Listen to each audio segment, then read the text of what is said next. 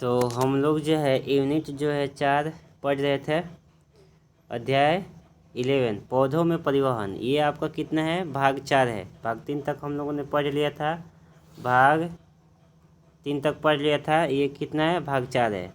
ठीक है, तो हम लोग देखते हैं इसके आगे।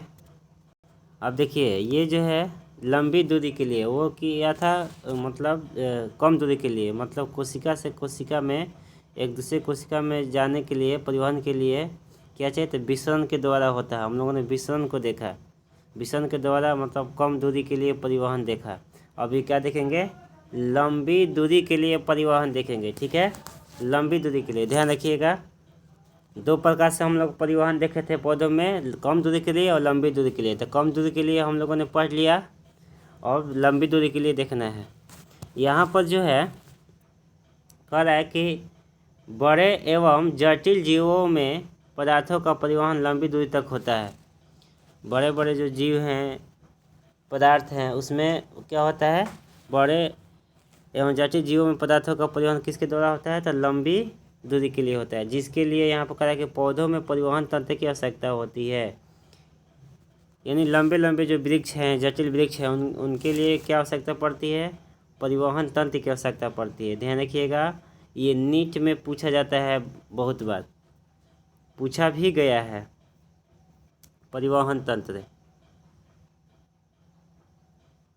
ताकि आवश्यक पदार्थ तीव्र गति से परिवहन हो सके। जो आवश्यक पदार्थ होगा तीव्र गति से क्या हो सके, परिवहन हो सके। यहाँ पर कह रहा है कि सामूहिक या थोक प्रवाह द्वारा, सामूहिक या थोक प्रवाह द्वारा जल, खनिज, लवण व भोजन का क्या होता है, परिवहन होता है। मतलब समूह में हर चीज़ का परिवहन होता है, जल का भी, खनिज का भी, भोजन का भी। तो क्या हो गया, सामूहिक हो गया, थोक रूप में हो गया, बहुत सा हो गया तो हम लोग क्या कहते हैं, थोक हो गया। बहुत से जब चीज़ को लेकर आते हैं तो थोक हम लोग बोलते हैं ना, कि थोक के रूप में, थोक भाव में कौन चीज़ ले लें। ठीक उसी प्रकार से यहाँ पर सामूहिक या थोक प्रवाह के द्वारा, ठीक है, ये सब क्या होता है, परिवहन होता है। कहाँ होता है, तो जटिल पौधों में, बड़े बड़े वृक्षों में। देखिए, ये कह रहा है कि यह प्रवाह 2 बिंदुओं के बीच दाब की भिन्नता के परिणाम स्वरूप होता है। क्या होता है, यह कह रहा है कि यह प्रवाह 2 बिंदुओं के बीच दाब की भिन्नता के परिणाम स्वरूप होता है। अब इसको जो है देखेंगे हम लोग। इधर बात यहाँ पर थोड़ा सा समझिएगा। पहले बात समझिए कि यहाँ हम लोग देखे थे, देखिए यहाँ जो है बोले थे कि जाइलम क्या करता है, ये जाइलम क्या करता है, जड़ से खनिज और जल और खनिज लवण का शोषण करता है, पूरे भाग में क्या होता है, पहुंचाता है। यहाँ पर ये पहुंचाने का काम कर रहा है। पत्तियों में क्या तैयार होता है, भोजन, और होता क्या है, फ्लोएम। ठीक है, फ्लोएम जो है पत्तियों में भोजन को तैयार करता है और पूरे भाग में क्या करता है, पहुंचाता है। और जड़ से जल और खनिज लवण, जाइलम और शोषण करके क्या होता है, पहुंचाता है। तो इसके बारे में हम लोगों ने देखा है। ठीक है, इसको खींचना नहीं है, केवल वही पॉइंट लिख लेना है। अब देखिए यहाँ पर जो है क्या था, संवहनीय ऊतकों यानी जाइलम या फ्लोएम द्वारा सामूहिक गति को स्थानांतरण कहते हैं। क्या कहते हैं, यानी जाइलम जो फ्लोएम द्वारा है, यानी संवहनीय ऊतक, यहाँ पर जाइलम फ्लोएम दिया हुआ है, इसके द्वारा क्या होता है, सामूहिक रूप से गति होता है। उसी गति को हम लोग स्थानांतरण गति कहते हैं। यहाँ पर ध्यान रखिएगा, जाइलम और फ्लोएम क्या दिया हुआ है, क्या दिया हुआ है, यूनिडायरेक्शनल ट्रांसलोकेशन। दूसरा फ्लोएम जो दिया है, क्या दिया है, बाई डायरेक्शनल ट्रांसलोकेशन। ध्यान रखिएगा कि जाइलम को क्या कहा जाता है, यूनिडायरेक्शनल ट्रांसलोकेशन, और फ्लोएम को क्या कहा जाता है, बाई डायरेक्शनल ट्रांसलोकेशन। तो इसको हम लोग प्लस ले दर्शाएंगे, इसको माइनस ले दर्शाएंगे। चूँकि एक दूसरे के विपरीत है, इसीलिए यहाँ प्लस माइनस लिखा हुआ है। ठीक है, और कोई विशेष के लिए नहीं लिखा गया। यहाँ देखिए, अब हम लोग देख रहे थे, मोटा मोटी जाने थे कि जाइलम क्या करता है, फ्लोएम क्या करता है। अब यहाँ पर बहुत विस्तार से जानेंगे थोड़ा सा। देखिए, जाइलम क्या कहता है कि जाइलम जो है जल, खनिज लवणों, कार्बनिक नाइट्रोजन तथा हार्मोन्स का स्थानांतरण जड़े से क्या करता है, वायवीय भाग में पहुंचाता है। जाइलम क्या करता है कि जल, खनिज लवण, कार्बनिक नाइट्रोजन, जो कार्बनिक नाइट्रोजन हार्मोन है, ये जड़ से प्राप्त होगा, नीचे से प्राप्त होगा, भूमि से प्राप्त होगा, स्थानांतरण करके क्या करता है, जड़ से वायवीय भाग में क्या करता है, पहुंचाता है। फ्लोएम क्या करता है, कार्बनिक तथा अकार्बनिक विलयनों पत्तियों से पादपों के विभिन्न भागों तक क्या करता है, स्थानांतरित करता है। मतलब हम लोगों ने देखा, बताए भी हैं कि ये जाइलम क्या करता है, पत्तियों से भोजन तैयार करके विभिन्न भागों में पहुंचाता है। ठीक है, जाइलम नहीं, फ्लोएम काम करता है। फ्लोएम क्या करता है कि कार्बनिक तथा कार्बनिक विलयनों पत्तियों से पादपों के विभिन्न भागों में क्या करता है, पहुंचाता है। यानी जो फ्लोएम होता है, पत्तियों में जो भोजन तैयार होता है तो उसको विभिन्न भागों में पहुंचाता है, जबकि जाइलम नीचे से खनिज लवण का शोषण करके पूरे भागों में पहुंचाता है। ठीक है, तो ये पॉइंट जो है आप लोग लिख कर याद कर लीजिएगा। ठीक है, यहाँ पर जो जाइलम और फ्लोएम के बारे में दिया हुआ है बहुत ही मेन लाइन है, इसीलिए यहाँ पर अलग अलग यहाँ पर लिखे हैं। यहाँ पर देखिए दिया है कि पौधों में जल का अवशोषण। तो पौधों में जल का अवशोषण कैसे होता है, देखिए मूल रोम द्वारा होता है, यानी रूट हेयर्स जल का अवशोषण करते हैं। मूल रोमों द्वारा जल का आंतरिक स्तर पर पहुंचना दो विधियों द्वारा होता है। मूल जो रोमों द्वारा जल का अवशोषण कितने विधियों द्वारा, दो विधियों द्वारा होता है। पहला है एपोप्लास्ट, क्या है यहाँ पर, एपोप्लास्ट। दूसरा क्या है, दूसरा यहाँ पर देखिए है, दूसरा क्या है, सिम्प्लास्टिक। क्या है, सिम्प्लास्टिक। अब ये क्या होता है, ध्यान से सुनिएगा। पहले हम एनसीईआरटी के जो आपको आकृति दिया है उसको समझा रहे हैं, इसके बाद ये दोनों को हम समझाएंगे। ध्यान आपको क्या रखना है, यहाँ पर ध्यान रखना है कि मूल द्वारा जो जल का अवशोषण होता है दो विधियों द्वारा होता है। पहला यहाँ पर क्या है, एपोप्लास्ट, और दूसरा क्या यहाँ पर है, सिम्प्लास्टिक। ठीक है, क्या है यहाँ पर, सिम्प्लास्टिक। अब इसको पहले आकृति से समझ लीजिए, इसके बाद हम लोग थ्योरी पढ़ेंगे। देखिए यहाँ पर जो है हम आप लोग को बताए हैं, जैसे ये जो बाहरी जो दिखाई दे रहा है क्या है, एपिडर्मिस है। ठीक है, और एपिडर्मिस के बाह्य भाग में, निचले भाग में क्या ये सब लगा रहता है, इस प्रकार से मान लेते हैं यह क्या है, कोर्टेक्स है। क्या है यहाँ पर, कोर्टेक्स है। ठीक है, कोर्टेक्स के बारे में हम लोग देखते हैं, वॉलकुट 3 गो लेयर होता है ना, कोलेनकाइमा, पेरेन्काइमा, स्क्लेरोकाइमा का, वही मान के चलिए है। ठीक है, और इसके नीचे में क्या यह हम पर लगा हुआ है, इंडोडर्मिस। ये सब हम बताएं आप लोग को। नीचे वाला क्या है, हाई जो भाग है लगा हुआ, इसके इंडोडर्मिस में क्या लगाता है, पेरिसाइकिल, यानी वही इसको परिधम में बोलते हैं हम लोग। और उसके भाग में ये वाइट जो दिया हुआ है मान के चलिए क्या है, जाइलम है। तो कहने का मतलब है कि यहाँ पर किस प्रकार, यहाँ पर देखिए जो आप लोग को बताया हुआ है, इसी चीज़ को बताया हुआ है कि जाइलम तक किस प्रकार से भोजन पहुँचता है, जल पहुँचता है, किस प्रकार से जाइलम किस प्रकार से मतलब जल का अवशोषण करता है, यहीं पर आपको ये इसी में दिखाया गया है। ठीक है, समझिएगा। यहाँ पर देखिए जाइलम तक जल पहुँचने के लिए दो विधियाँ यहाँ पर हमने देखा, सिम्प्लास्ट और एपोप्लास्ट। देखिए जो एपोप्लास्ट होता है, जल देखिए जो बाहर जो है पूरा बाहर जो ये दिखाया हुआ है, यहाँ पर जितना भी हम गुलाबी से दिखा रहे हैं, ये क्या है, ये मान लीजिए भित्ति है, कोशिका भित्ति है। ठीक है, क्या है, कोशिका भित्ति है। तो एपोप्लास्ट क्या करता है कि जल का जो संवहन होता है, देखिए यहाँ से यहाँ तक जाता है। दूसरे कलर से हम दिखा रहे हैं,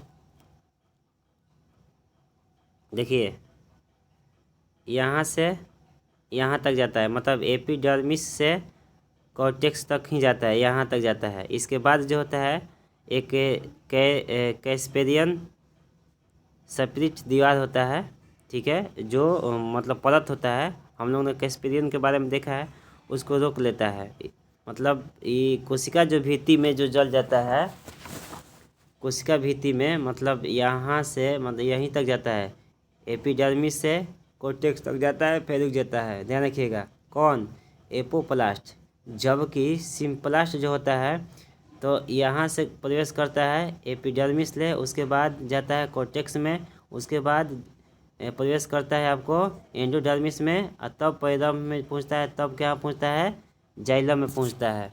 ध्यान रखिएगा, सिम्प्लास्ट विधि द्वारा जल का परिवहन कैसे होता है, एपिडर्मिस में पहले पहुँचता है, उसके बाद कोर्टेक्स भाग में जाता है, उसके बाद एंडोडर्मिस में पहुँचता है, उसके बाद पैरम में, तब क्या पहुँचता है जाइलम में। जबकि एपोप्लास्ट जो है केवल सबसे पहले ये नीचे, जबकि दीवार द्वारा जाता है, ये अंदर अंदर जाता है।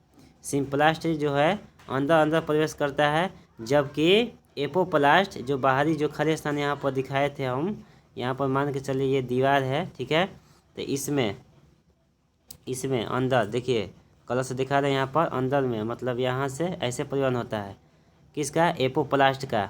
और कहाँ तक जाएगा, बस कोर्टेक्स तक जाकर रुक जाता है। ध्यान रखिए, कोर्टेक्स तक जाकर कैस्पेरियम जो दीवार होता है यहाँ पर रोक लेता है, जबकि सिम्प्लास्ट जो होता है अंदर अंदर पहुँचता है, सबसे पहले एपिडर्मिस में, फिर कोर्टेक्स में पहुँचता है, फिर एंडोडर्मिस में, फिर पैरम में, तब जाकर जाइलम में पहुँचता है। क्या, कौन सी विधि द्वारा, सिम्प्लास्ट विधि द्वारा। ध्यान रखिएगा, जबकि एपोप्लास्ट केवल में एपिडर्मिस या कोर्टेक्स भाग तक रुक जाता है, कैस्पेरियम की दीवार रोक लेती है। और होता क्या है यहाँ पर, ध्यान दीजिएगा, देखिए जो तीर का चिन्ह यहाँ पर दिखाई दे रहा है, ठीक है, ध्यान दीजिए, यहीं तक क्या करता है, रुक लेता है। कौन, देखिए कैस्पेरियम सप्रिट, यानी कि वहीं कैस्पेरियम दीवार। एपो जो प्लास्ट है, ठीक है, तो यहीं तक क्या करता है, यहीं तक जाता है, मतलब एपिडर्मिस के निचली दीवार से जो जगह है, और फिर कोर्टेक्स तक जाकर यहाँ पर रुक जाता है।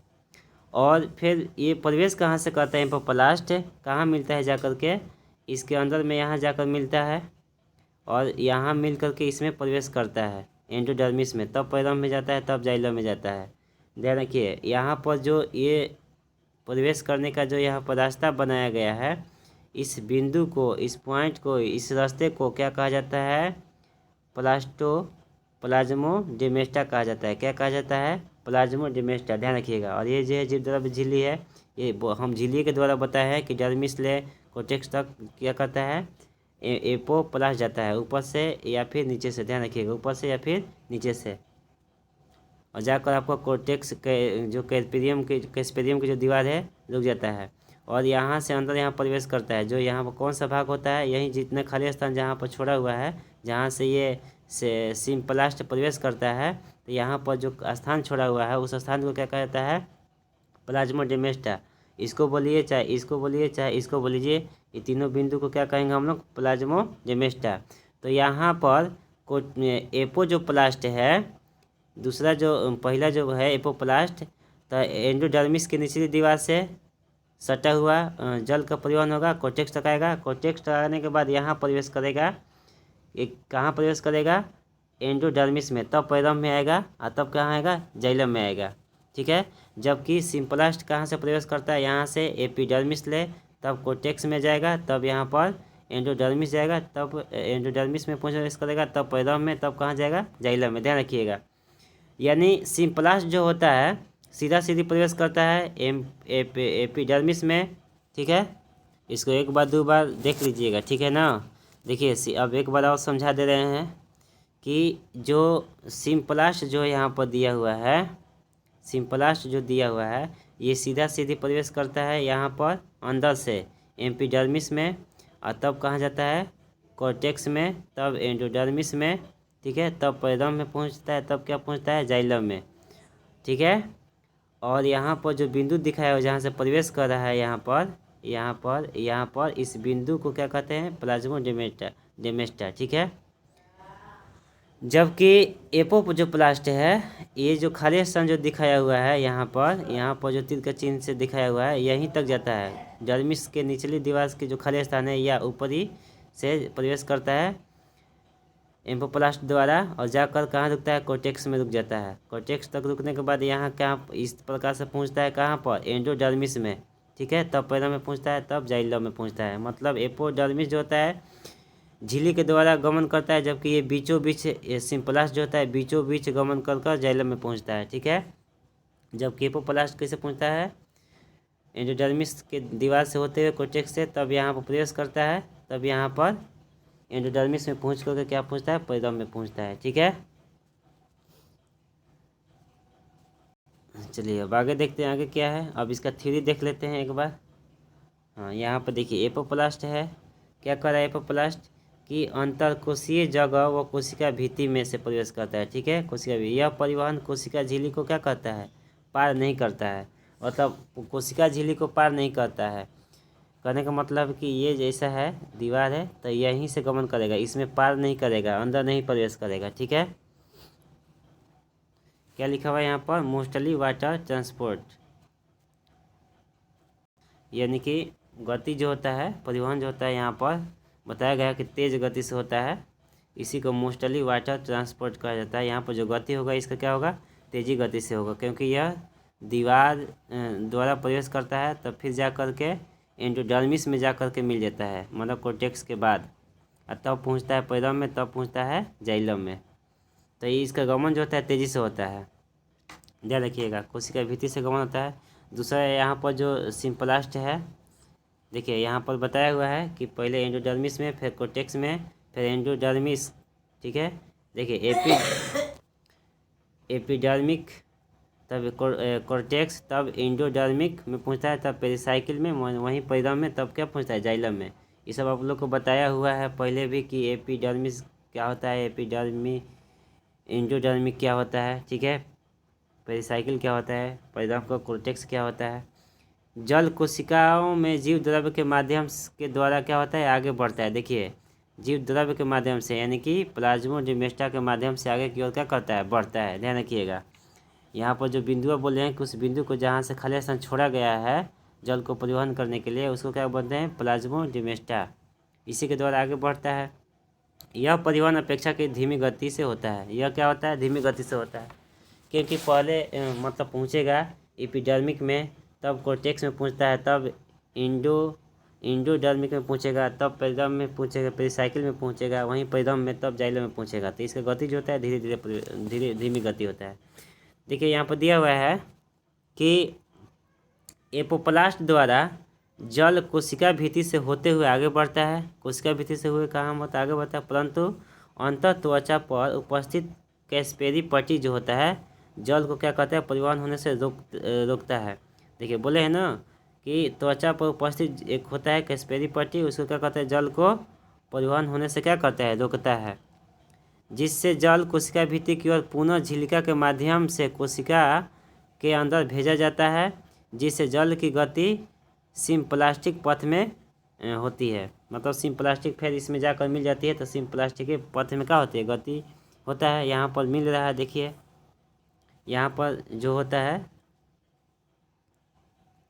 यहाँ पर ऐसे आ रहा है, जल एपोप्लास्ट द्वारा आएगा और कहाँ जाकर मिलेगा, देखो एंडोडर्मिस में जाएगा, और इधर से फिर गति किसका हो रहा है, सिम्प्लास्ट का, तो जाकर ये इसी में मिल रहा है। तो यही बात यहाँ पर कह रहा है कि जाकर के क्या होता है, मिल जाता है वहीं, जिससे जल की गति क्या होता है, यहाँ पर जल की गति, जिससे जल की गति सिम्प्लास्ट पथ में होती है, मैं फिर उसी पथ में हो जाती है एपोप्लास्ट की गति। ठीक है, इसको एक बार दो बार समझ लीजिएगा, समझ में आ जाएगा। चलिए आगे देखते हैं। देखिए मूल दाब हम लोग किसको बोलेंगे, देखिए मूल दाब यानी रूट प्रेशर। कह रहा है कि मूल रोग द्वारा जल अवशोषित, मूल रोग द्वारा जल जो है अवशोषित होकर जड़ में क्या होते हैं, प्रवेश करता है। ठीक है, मूल रोग दिया है, गलत है, यहाँ पर मूल रोम समझिएगा, मूल